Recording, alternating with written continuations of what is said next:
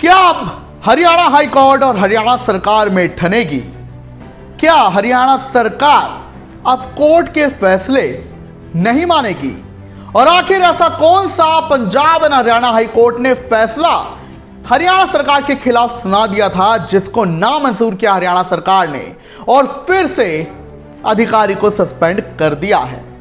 ये सब आपको बताएंगे। नमस्कार, आप देख रहे हैं इंडिया की दहाड़, मैं हूं आपके साथ ओम पांडे। तो जींद में बिजली निगम के सुपरिटेंडेंट यानी कि एसईओ उसे हरियाणा सरकार ने मंत्री महिपाल ढांडा ने जब शिकायत की थी उसकी, तो अनिल विज ने उसे सस्पेंड कर दिया था। हालांकि अनिल विज और हरियाणा सरकार के इसी फैसले के खिलाफ जो एसईओ था वो पहुंचा हरियाणा हाई कोर्ट, जहां पर उसने कोर्ट का दरवाजा खटखटाया और इस फैसले के खिलाफ कोर्ट में गया। तो वहां पर कोर्ट ने यह सस्पेंशन रद्द कर दिया।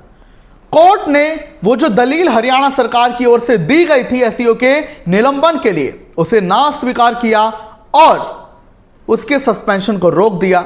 हालांकि इसी के बाद मंत्री महिपाल ढांडा का बयान आता है। वो ये कहते हैं कि कोर्ट को भी समझना चाहिए, हम कोर्ट को ज्ञान नहीं दे रहे हैं, लेकिन जो मामला हुआ है उसके बारे में कोर्ट को पूरी जानकारी प्राप्त करनी चाहिए, फिर कोई फैसला सुनाना चाहिए। यानी कि इससे ढांडा नाखुश थे। इसके पीछे भी बड़ी वजह ये थी। आपको बता दें कि जो ढांडा है वो जींद में जो है जिला परिषद की बैठक कर रहे थे, जहां पर उनके पास जींद के सुपरिटेंडेंट इंजीनियर का जो है शिकायत आती है किसानों की ओर से, जहां वो आरोप लगाते हैं कि ये जो कार्य होते हैं सरकार के, उन्हें ये देरी से करता है, उनके पर्यवेक्षण नहीं करता है, और भी कई बातें, कई शिकायतें ढांडा को जो है इस सुपरिटेंडेंट इंजीनियर हरिदत्त के खिलाफ मिली थी। जिसके बाद जब मंत्री अनिल विज, जो कि बिजली मंत्री भी हैं, वो बिजली विभाग के तमाम अधिकारियों के साथ बैठक करते हैं, उस बैठक में मुद्दा उठता है, जिसके बाद अनिल विज तुरंत हरिदत्त जो कि एसईओ है उसे सस्पेंड करने के आदेश दे देते हैं। वो ये कहते हैं कि इसके खिलाफ पहले भी कई शिकायतें आई हैं और अभी भी आ रही हैं। इसके बाद उसे सस्पेंड कर दिया जाता है और इसी फैसले के खिलाफ वो कोर्ट चला जाता है।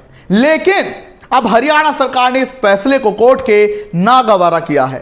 अब फिर से एसईओ को सस्पेंड कर दिया गया है और आदेश में जो है कारण भी बताया गया है।